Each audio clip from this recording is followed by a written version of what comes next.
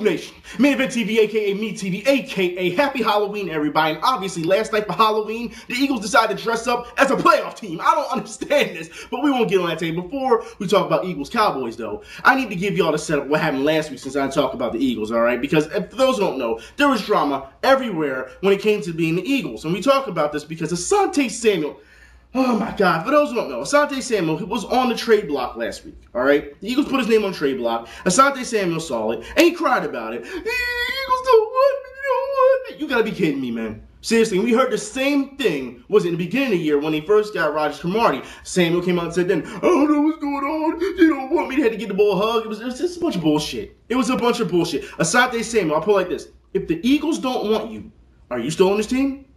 Are you still on it? Then shut the fuck up. Seriously, I don't understand this. It just makes no sense. And then, here's the thing. Asante Samuel goes out and calls out Coach Reed. Then he calls out the front office. He said the front office, oh, they don't know what they're doing. The very same front office that gave you a ton of money doesn't know what they're doing, huh? You just solidified that for us. I'm just saying. That's what you just did. And he said that Coach Reed had to pull him to the side, and he had, they had to talk to him, and he had to pep him up and teach him the business. Wait a minute, Asante Samuel. He had to teach you the business. He had to tell you about the business. How long you been in this league? You gonna tell me you need to know about, you don't know anything about the business? You've been in the league this long? Seriously? What have you been doing? Did you cry when the Patriots got rid of you? Look, this makes no sense to me, man. I've been telling y'all before about these divas and their fucking soft-ass attitudes. It's bullshit, man. Asante Samuel, if you do not want to play, sit the fuck down. I'm sure there's someone out there who will play your position. It's really that simple. We don't have time for crybabies. We don't. Now, it makes no sense to me, but you know what? Let's talk about more crybabies and more divas, all right? Because, for those who don't know, all right, Rob Ryan comes out and he's talking all this trash ever since the beginning of the season. He's talking how the Eagles are overrated, how they're going to punish us, how they're going to do this, that, and the third to us, all right? And wide receiver 10, which is another diva, speaks out on it. Now, I don't have a problem with it because after hearing what he said, he took the PC route, all right? He did. However, there's a problem with that. I was for it. I'm like, okay, he's saying what he got to say, how he feels about the situation, but I have a problem with it due to the fact that even Rob Ryan said, if you're worried about what I'm saying, then it shows that I got in your head already. You should be worried about playing the game. I mean, wide receiver 10 talks about how, he's a defensive coordinator. He's not on the sideline. He's not on the field, so I can't hit him. You know what I mean? Or tackle him. And I'm thinking to myself, who the fuck are you tackling anyway, wide receiver 10? You're not tackling nobody, all right? But that's not the point, all right? I understood what he was saying, and I backed him fully on it. However, there is some hypocrisy here because Eagles fans, you have to understand that you can't get on Rob Ryan for talking smack when he got it from his father, Buddy Ryan, when he was here talking smack. Now, understand this, all right? So it's okay for Buddy Ryan to talk smack as long as he's for us. But as soon as his son does it against us, it's a big deal. It's a big problem. Can't do that, Eagles fans. You can't. All right? You just can't. But I was waiting for Rob Ryan's schemes to show up last night. And guess what? They didn't show the fuck up. They didn't. The Eagles made the Cowboys look like a little bitch. That's what they did. All right? I'm sorry, Cowboys fans, but that's what it is. Understand, Eagles fans, they're happy, but it's one game. It's one game. I'm not trying to hear we're undefeated after the... I'm not trying to hear that shit. All right? I'm not trying to hear it. It's one game. Understand, it was all great and dandy to see them play all yesterday. Sunshine's a fucking rainbow, seriously. Asante Samuel obviously got another hug, a Coke and a smile or whatever. But understand that it's one game. And you Eagles fans, I don't understand this because during the game, you guys are talking about how the first set of offense, the first string of offense that came along, all right? That first push. The protection was perfect. It was immaculate. Oh, the offensive line, they got it together. No. Understand, I don't know what game you're watching. Understand, there's a difference between backing a team and just wanting to jump on the field and suck some dick off. That's what it is, all right? Because that's what you Eagles fans were doing last night. Understand that first set of offense, when we went through the first play of the game, 2-yard loss. All right, the third play of the game, Vic had to run out the pocket because he was flushed out, all right, so because the protection was not there. Understand, throughout the whole time we were marching upfield, there were many problems, all right? But McCoy, which is the MVP of the game as usual, all right? Yes, I said it. MVP of the game as usual, brought us together. I understand that because without his big runs, we don't go really anywhere. Understand that the more we ran, the better we looked. It had nothing to do with the pass, Andy Reid. It had nothing to do with the pass, all right? But understand, guys, that this is something that is good and in the making. Now, I will say this, all right? The offensive line had their time. All right, now a lot of people saying, well, where was Ware? Where was Ware for Dallas? Understand that Ware can't do it on his own. Understand that in certain situations, Ware was double teamed. When Max protected on Vic's blind side, they had 2 tight ends blocking Ware. That's right. And there was times where he went up against Jason Peters, false start Jason Peters, yeah, because he had a couple, he had some yesterday, all right, but he was on Peters. He stopped him. They put him in another situation. Herman stopped him. Understand that Ware cannot do it all on his own. So Dallas fans, you should be kind of worried at this point. And I know you're going to say, well, we're not worried about our defense. Well, then you should be worried about your coordinating, because I didn't understand what Rob Ryan was doing all night. Why are you playing two deep safeties when the Eagles are killing you in the mid-range game? I didn't understand that. We were killing you across the middle and in the mid-range game, and all night you kept playing that 2 deep safety bullshit. And I was sitting here in the first half, and I said it on Twitter. For those who don't know, I was like, I'm sitting here on Twitter saying, I'm waiting for Rob Ryan to adjust his defense. I guess we'll see it in the second half. And guess what? He ain't adjust shit. He ain't do nothing. I don't understand it. It didn't make any sense to me why Rob Ryan would sit here and talk all this. I understand, like I said, it's Buddy Ryan's son. I understand that. I really don't have that much problem with the trash talk. It just hyped it up even more, really. All right? But understand, Eagles fans, that this game was a pivotal game for us. Granted, we are not, I'm saying it now, we're not going to the Super Bowl. We're not going to the Super Bowl, and I don't believe it. Even if we do go to the Super Bowl and win, I still will be like, whatever. Like I said, I don't forget what's happened between these last 2 weeks with the fights with the fans and carrying on. I don't forget that shit. Understand that, all right? But I will say this. If you're going to have a Super Bowl, you have to beat, Dallas is our Super Bowl. At home, you have to win that game. No matter any other game you lose this year, you have to beat Dallas at home. If they would have lost that game last night, there'd have been a riot. There'd have been a problem. All right? Understand that, guys. Now, I will say this. They played great. The run game, which, as we've been saying for how many years, should be established more instead of the pass. Vic looked great. He had no errors pretty much. I mean, of course, there were some bad passes here and there, but no turnovers, and that's what kills us. All right? The kicker did a solid job. He did all right. All right? But understand, guys, that this Dallas defense, they didn't come to play. And I'll tell you why. All right? Because for those who don't know on Twitter, all right, I showed you guys before the game, and I took a picture of it, where the Dallas Cowboys players were staying at the Doubletree Hotel over at Broad and Locust. All right? I took a picture outside to show you the football fans that were waiting for the Dallas Cowboys to come from out of the building onto their bus so that they can go to the game. Now, I will tell you this. This is some insider information that the media don't have, all right? I have friends that work at Doubletree Hotel. Understand that.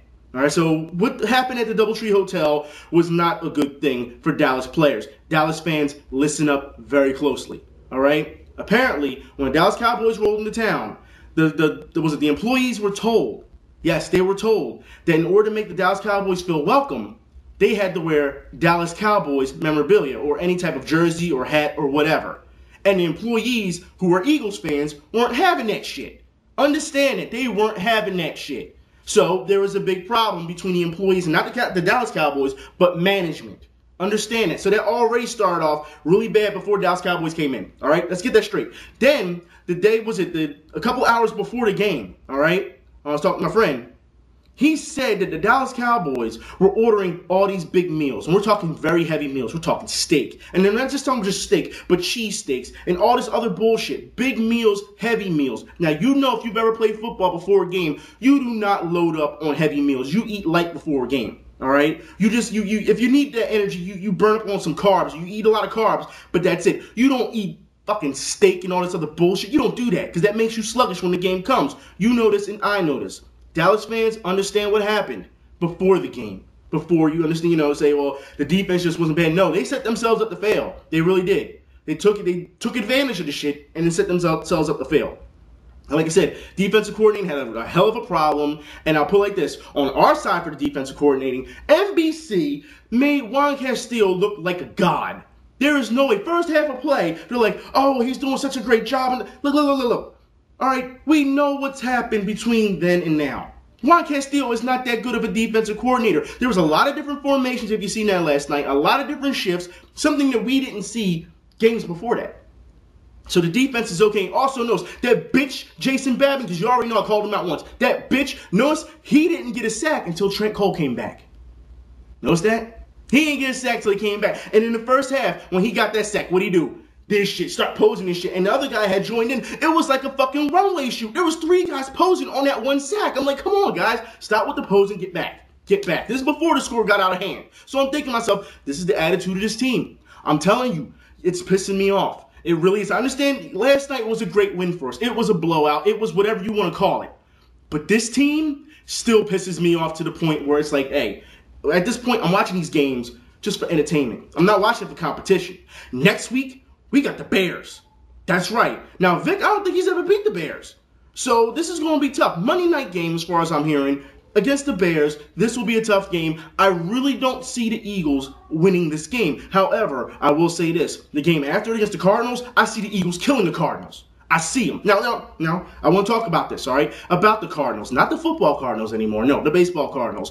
Fuck the baseball Cardinals for winning the World Series. That's right. Texas, I don't understand what's going on. It's the second year in a row I backed you to win the World Series, and you blew it. Nelson Cruz channeled his inner Bill Buckner. That's right. I don't understand what's going on. Anyways, it's been a bad weekend for Dallas, apparently. Now I need to move on.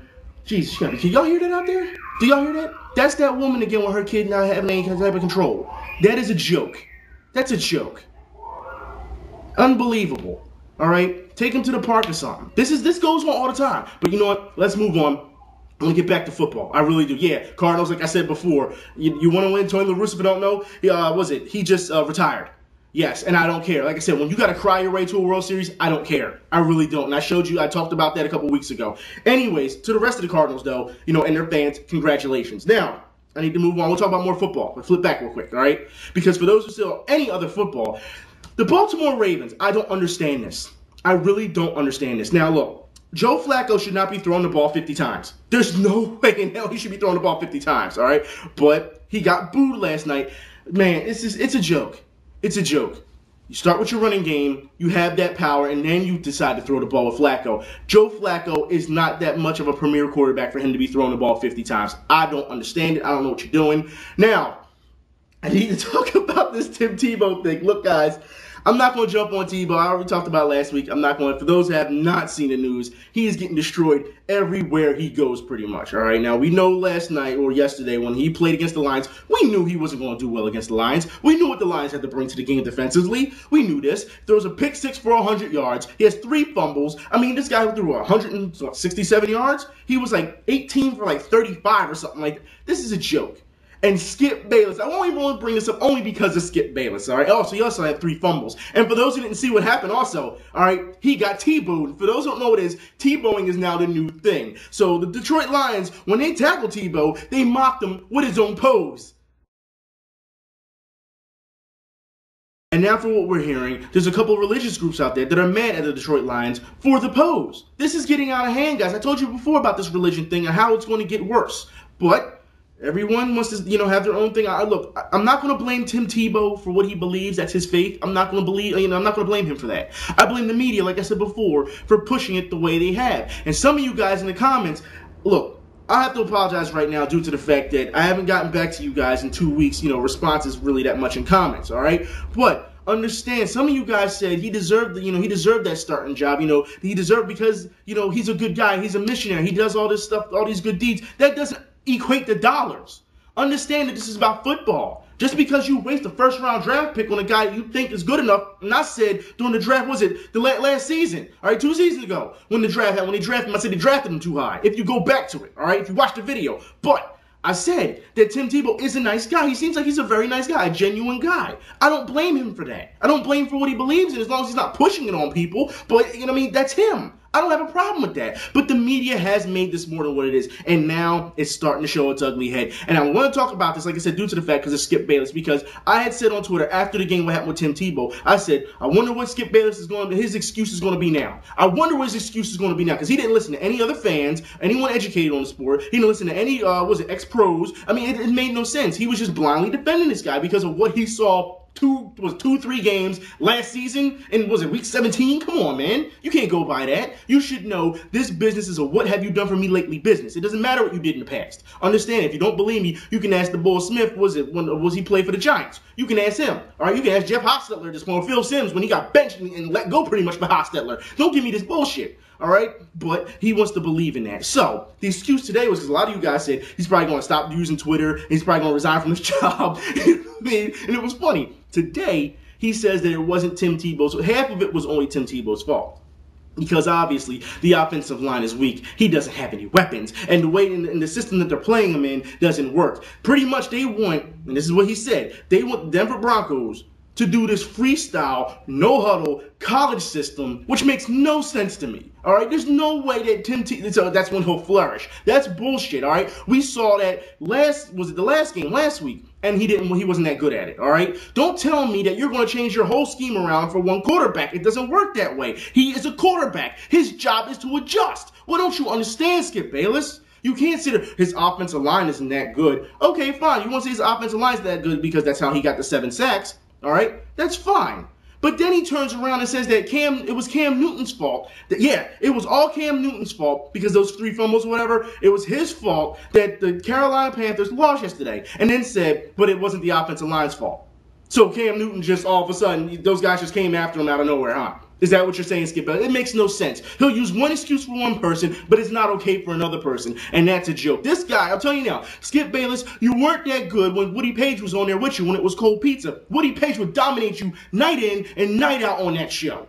I'm telling you, or should I say day in and day out, he would kill you every topic, every time. Once Woody Page left, your trolling ass decided to start making yourself bigger. And all of a sudden, you got popular because you said things that were outlandish and you started bringing a bunch of nut-ass rappers on to sit here and argue with them. They don't know shit about sports. What the fuck does Lil Wayne know about sports? He don't know shit about sports. Don't give me that bullshit, all right? I'm not trying to hear it. But the fact is, Skip Bayless knows what he's doing. And like I said, he doesn't respond to anybody on Twitter. He just wants to talk. That's all he does. Understand, I don't hate Tim Tebow. I've said it once. I've said it again. I don't hate him. All right? I wish him the best because he's a good person. All right? But don't sit here and try to blow smoke up my ass, media. It's not going to work. And today, for those who didn't see ESPN, Chris Carter killed. You say Chris Carter is the biggest Tebow hater. Chris Carter killed, Skip Bayless. Killed him. It was a joke. All right? It's done. It's over. Denver fans, you should be ashamed that this is even going on. Because, I mean, seriously, Skip Bayless went even as far as to say that John Elway and John Fox are conspiring against Tim Tebow. They don't want to see him, succeed. You've got to be kidding me. They spent how much money for this guy? You gonna tell me they don't all of a sudden want him to succeed? You gonna tell me if Tim Tebow was a winner and was putting up serious numbers that they'd say, hey, we're not going to ride that. We don't want him to succeed? No, it's about winning. Trust me, if Tim Tebow could get these guys to a Super Bowl and win, I'm sure everyone would be all for it. I'm sure it would. The fans have to calm this shit down because it's the fan hype that has started this. And now it's biting you in the ass. All right? You played against a bad Dolphins team. What the fuck, Dolphins? I'll get to y'all in a minute, all right? You played against a bad Dolphins team last week, all right? And then you turn around and play the Detroit Lions, and the Detroit Lions weren't having that shit. They weren't having that. You know that. So this was a wash. We knew they were going to lose. I just didn't think they were going to lose that bad. All right? I really didn't think Denver was going to lose that bad, but hey, so be it. I don't have a problem with it, all right? Now, Miami Dolphins, you had the Giants. You had the Giants where you wanted them, and you let the Giants come back and win. I don't understand this. Reggie Bush comes out earlier this week and last week and says, I stink. The whole team stinks, and we all say that because we're 0-5, 6, or whatever. I don't give a shit what your record is at this point. You have 0 wins. Yeah, Dolphins fans, I understand how you feel. I saw your comments last week, all right, and I didn't get a chance to get back to them. Yes, there's something wrong with Miami. Must be something in the water. It has to be something. I mean, seriously, everything in Miami, everybody loses in Florida for some reason at this point. And as far as I'm concerned, you may not even have basketball at this point, so you can't even look forward to the Heat. I don't understand it. Goddamn, sorry, can y'all hear that? Helicopter and a siren. I'm still going to keep doing this. Anyways, I need to move on, all right? Because the Saints also lost, which was a shocker, all right? But I guess the Rams, hey, everyone's got to win one some week as far as I'm concerned. But I want to talk about hockey. That's right, guys, hockey. I want to keep moving, keep ball rolling here, all right? Hockey, for those who don't know, the Flyers. Oh, my God, look. First off, Flyers fans, fuck you. Fuck you. I went to the game, and you acted like a bunch of assholes. And seriously, it is the worst experience I've ever had at a hockey game. I'll say that right now. That's right, guys. Because as far as I'm concerned, when I went, that game, we lost 9-8. Yeah, 9-8. Yeah, anyways, that game. That's the game it was. Philly fans are in the stands. They're mad. They're cursing out the Flyers. Now, mind you, we were down, 6-1 at one point? And I'm like, it's early in the second period. Chill. Chill. There's a lot of hockey to be played left. Fans weren't trying to hear that. It was fuck you, telling the Flyers, fuck you, fuck your mother, fuck these kids, the children. It was horrible. It was horrible. And I say these kids because it wasn't just, young guys saying this. It was old ladies saying this. It was children saying this. It was so classless. It got to the point where I had to get up and start cursing people out. Shut the fuck up. What the fuck is wrong with you? If you don't know how to act, sit the fuck down. And it goes to show you, because a lot of these people didn't know how hockey was played. Every 5 seconds, shoot the puck. Shoot the puck. They're not shooting enough. The Flyers had 48 shots on goal that game. They didn't shoot enough, huh? It's a joke. It was an absolute joke. They were telling them to shoot the puck on a penalty kill. What the fuck? You're not even up the ice. You know and I know that you barely get any offense on a penalty kill, because the whole thing is to burn time so the guy can come out the box. So you keep dumping the puck. They're just dumping the puck. They won't shoot. They won't advance up ice. They're not supposed to. They're not supposed. And this is the difference between Flyers fans, or people who know hockey, and fucking idiots. That's what it came down to. And like I said, there was old ladies in the stand, drunk as shit, acting a fool. Start shooting the fucking puck, you fucking pansies. There's no reason for a woman to act like that. I understand that us fans, we have passion. We're going to curse. We're going to do whatever. It's out of emotion. But when you're doing it every 5 fucking seconds and you got a whole section of people turn around like this, the fuck? Yeah, there's a problem. There's a problem. And it's going to be a problem, because one of us, like I said, got to stand up and say something. Fake-ass thugs in the fucking stands. I'm telling you, fucking Abercrombie and Fitch fucks, yeah, you're not tough, all right? And I said, what's that? What you want to do? No. Yeah, shut the fuck up. It's amazing how you can sit here and talk about the team and trash the team, but then as soon as they score, let's go Flyers. Oh, now you want to say let's go Flyers. Get the fuck out of my face, man. Seriously. They came back from 6 down and no one was happy. Yeah, we still lost the game, but they came back from a great amount, and you have to give them that credit. But they wouldn't even do that. Wouldn't even do that. They even had to lead at one point and wouldn't even do that. It's a joke. And then we have this goalie who we paid, what, $56 million come out and say, I have zero confidence in myself. Are you fucking kidding me? I've never in my life heard anybody, especially when you put on that mask and those pads, I've never heard anybody say they have zero confidence in themselves. Never. In my time of playing hockey, never. And we're talking from being a kid all the way up to an adult. I have never heard that. And he's a professional? Look, if he has zero confidence, first off, the Flyers will put themselves in a hole here. And I say this because if you don't play him and you take him down to the fans like you did Leighton to get that confidence back, then fans are going to say you paid $53 million or whatever for a bust. If you keep playing him and he keeps losing, guess what? You're going to say you paid all this money for nothing. Understand that the Flyers have put themselves in a hole here, and now they're in trouble. This guy coming out and saying he doesn't have any confidence. When I was at the game, what did I tell you? I sent y'all a picture. I said, at this point, I'm ready to suit up. And I showed y'all the picture of the goalie and everything. I'm ready to suit up. Because this is a joke. No way should you have a professional saying he has zero confidence. And look, I love Coach Laviolette. I like the way he coaches. But when you have a guy come out and say he has zero confidence, you can't say, it's just one of those games. Just put him back in the fray and see how he works. No. This isn't a project. This is in the making. We knew in the beginning of the season. They had said reports. Everyone had said, I said it. Brizgalov is not ready to play yet. He's not at his top form. Yet we can see these specials on TV with him, going to Ben, with Ben Franklin being toured around the city, and they're treating him like a rock star. If you're not ready to play for the regular season, you're doing all this extra credit bullshit, this extra adventure bullshit, you should be on the ice right now getting it done, getting yourself ready. I don't understand this. I don't. And I love the Flyers. Like I said, I'm still not happy with the makeup of this team, but it's growing on me, and I'm still going to support them. But you cannot have your so-called number one goalie say that he has zero confidence. You can't do that. You can't. Oh, my God. And speaking of more losing news, yes, I want to talk about this Philadelphia Union. You got all hyped up. You got everyone hyped up for the playoff. What happened yesterday, and you lost. And look, I'll put it like this. It was a joke game, not because of the way it played out, because the Union kept attacking near the end. It was beautiful to see. But in the first half, I think the first 10 minutes, there were 7 different flops. 7 different flops. It took the game away from you. The guy went up, and the guy's foot hit the guy in the rib. Guy held his face, act like he was shot, fell back like this. Like he was shot. Didn't move. I'm like, come on. This is a joke. We beat the Houston Dynamo all season. We killed their asses. And all of a sudden, you went to the playoffs and let the Houston Dynamo come in and do anything. The guy with the little fucking stupid-ass helmet on, yeah, talking about he had a concussion. That little-ass helmet, that little-ass light-ass helmet, that's not going to do anything if you got a concussion. I'm not trying to hear that. But whatever. All right, guys. It has been a frustrating week, not just for Philadelphia, but also for Dallas. All right, they lost the World Series. Texas in general lost the World Series, and now Dallas Cowboys just got their asses handed to them. Yeah, all right. But it's been a bad week for them. I don't feel bad for the Cowboys, but I can understand how the fans feel. I understand that, all right? But I need to get into some serious news, guys. I talked to y'all last week about this whole renovating thing in City Hall. Let me tell you guys now, all right? I just want to get into this.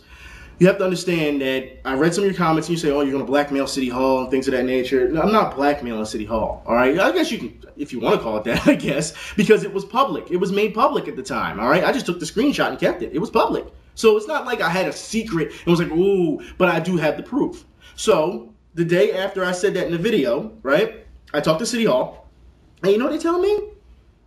They don't care. They don't care.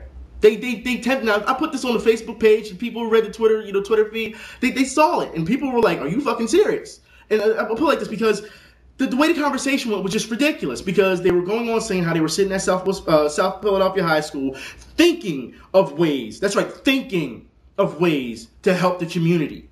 Thinking. Let me get this straight, all right? Because when I approached him, all right, when he said that, I went right off on him. All right, off the top of my head example. I was like, you're going to tell me you can't stop this, you can't stop this, you can't stop that. I just give an example. Just give an example right off the top of my head. You're telling me you're sitting there in your $300 fucking suit and your power tie and you got to think of what's wrong with the fucking community, and yet I can sit here out of nowhere off the fly like that and come up with something? And then they say to me, this is what he says. He says, what do you plan to do about it? What are you going to do about it? That's what he says to me. And you know what? First off, I'm like, the fuck, what am I going to do about it? No. What are you going to do about it? Because you're the city. What are you going to do about it? But I said, you know what? No. You want to play that game? That's fine. So y'all can expect it right now. I'm telling you now. Documentary's coming. I'm going to do it probably once every 2 months. It's going to be episode by episode. I'm going to show you. I'm already working on it. I'm going to show y'all exactly what's wrong with this fucking city. And then the guy says, I look forward to it. That's what he says. See, he's looking forward to it until I put his name in it. Make him expose his ass. Then it'll be a whole different story, right? I'm tired of playing games with you dudes. You want the war? I told you before. This is a weapon. The camera, it's a weapon. All right? That's all I need.